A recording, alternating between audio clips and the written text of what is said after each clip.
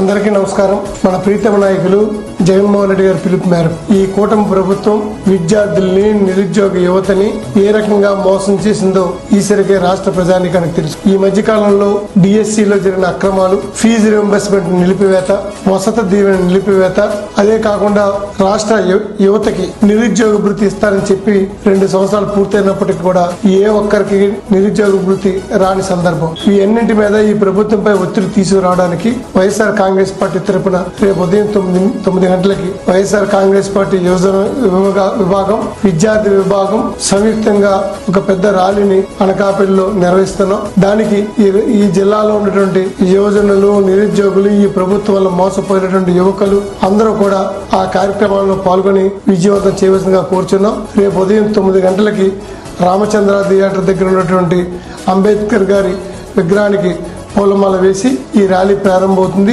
అదేవిధంగా పెరుగు బజార్లో ఉన్నటువంటి రాజశేఖర రెడ్డి గారి విగ్రహానికి నివాళులర్పించి ఈ ర్యాలీ అక్కడ ముగింపు జరుగుతుంది. కాబట్టి ఈ కార్యక్రమంలో అనకాపల్లి జిల్లాలో ఉన్నటువంటి యువజన విభాగం చెందినటువంటి కార్యకర్తలు, విద్యార్థి విభాగం చెందిన కార్యకర్తలతో పాటు వైఎస్ఆర్ కాంగ్రెస్ పార్టీ నాయకులు కూడా పెద్ద ఎత్తున తరలి వచ్చి ఈ కార్యక్రమాన్ని జయప్రదం చేయవలసిందిగా కోరుచున్నాం.